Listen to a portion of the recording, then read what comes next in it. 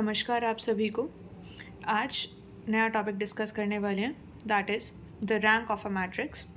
So here as I have discussed in the last class कि inverse of a matrix, rank of a matrix and solution of a system of equations, इन सब में एक ही concept लगता है, that is elementary row operation. So on the same note we are going to start the rank.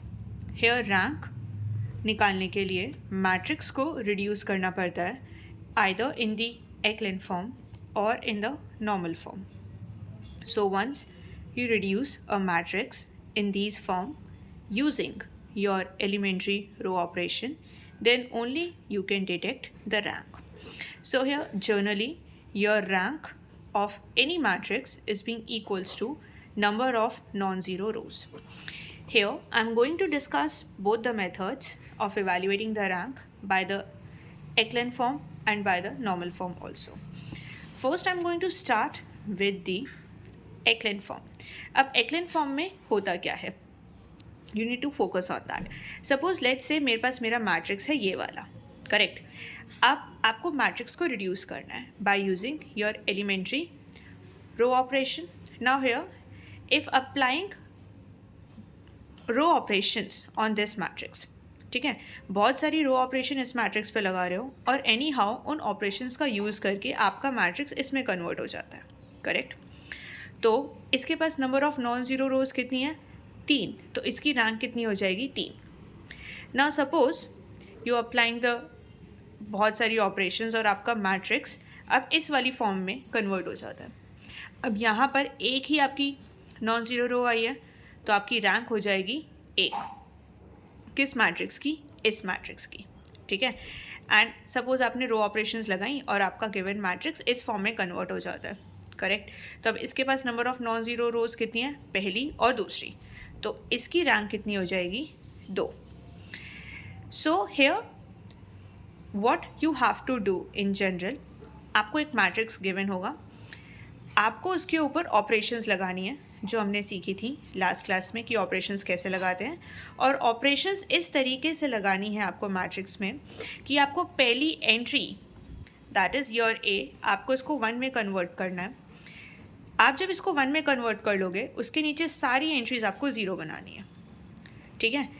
0 बनाने के बाद आप जाओगे ई वाली एंट्री पे, दैट मीन्स ये जो आपकी सेंटर में एंट्री आएगी उस पे जाओगे, इसको 1 बनाओगे. इसके 1 बनाते ही नीचे वाली एंट्री को 0 बनाना है. और उसके बाद लास्ट में आपको आई वाली एंट्री को 1 बनाना है और बी सी एफ वाली एंट्री को टच नहीं करना है. ये कुछ भी आए ऑपरेशंस का यूज़ करके मुझे फ़र्क नहीं पड़ेगा.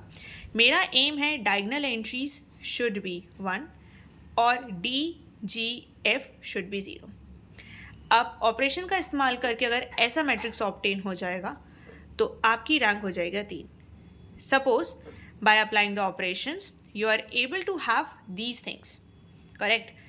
तो यहाँ पे नॉन ज़ीरो एंट्रीज कितनी हो रखी हैं, यानी कि नॉन ज़ीरो रोज कितनी हो रखी हैं? 2 रखी तो रैंक हो जाएगी 0, रैंक हो जाएगी 2.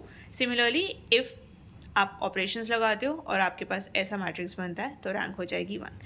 This is the information all about how echelon form से आप आंसर निकाल सकते हो या फिर रैंक निकाल सकते हो, correct. Now moving on the another form that is called the normal form. अब नॉर्मल फॉर्म में आपको करना क्या है?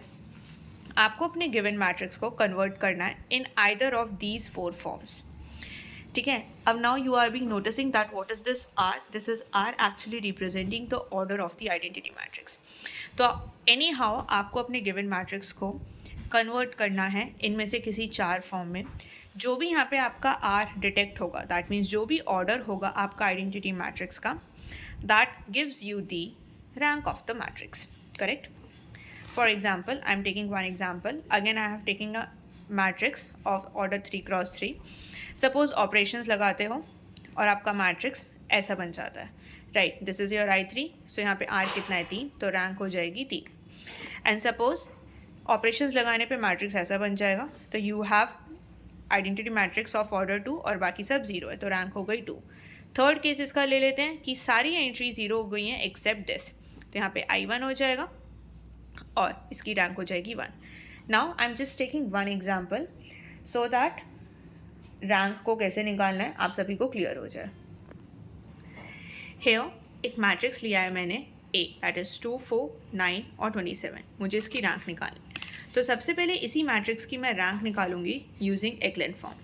अब आई हैव टॉक्ड अबाउट कि आपको रैंक निकालनी कैसे है. So here you have to use row operations, right.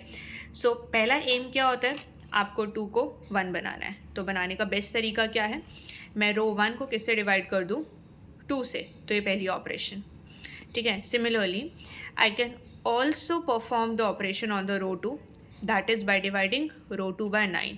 अब रिड्यूस कर दिया, तो इन दोनों ऑपरेशंस को जब मैं इस मैट्रिक्स पे लगाती हूँ गिवन मैट्रिक्स ए के ऊपर, तो मेरे पास ये आ जाएगा. Now your aim is actually, ये वाली एंट्री तो आपकी क्या हो चुकी है, 1 हो चुकी है. अब आपको इसे 0 बनाना है नीचे वाली एंट्री को. इसको 0 बनाने के लिए सिग्निफिकेंट वे क्या है, दूसरी रो में से पहली रो माइनस कर दो और चेंजेस किसके अंदर चाहिए, रो 2 के अंदर चाहिए. वही किया है, R2 माइनस R1, ठीक है. आप ऑपरेशन लगाओगे, आपके पास ये आ गया. अब what else you can do, आपको अब इस एंट्री को 1 बनाना है. तो इस एंट्री को 1 बनाने के लिए क्या करना पड़ेगा, एक ही तरीका है, इसी नंबर से डिवाइड कर देते हैं. तो that means R2 tends to R2 divided by 2. तो आपके पास ये मैट्रिक्स आ गया. अब मैंने जैसे बताया था एक्लेन फॉर्म में हमें डायगनल एंट्रीज़ को 1 बनाना होता है और बाकी सारी नीचे एंट्रीज़ को 0 बनाना होता है. अब सिंस ये 2x2 का मैट्रिक्स है तो मेरे पास सिर्फ यही एंट्री आ गई, क्योंकि इस वाले 1 के नीचे तो कुछ है ही नहीं. तो अब इसके पास नॉन ज़ीरो रोज़ कितनी हो चुकी हैं, तो इसकी रैंक हो गई है 2. नाउ टू क्लैरिफाई कि रैंक 2 ही है, मैं इसी सेम क्वेश्चन को आगे परफॉर्म करने वाली हूँ. किस फॉर्म से, नॉर्मल फॉर्म से. So let's see.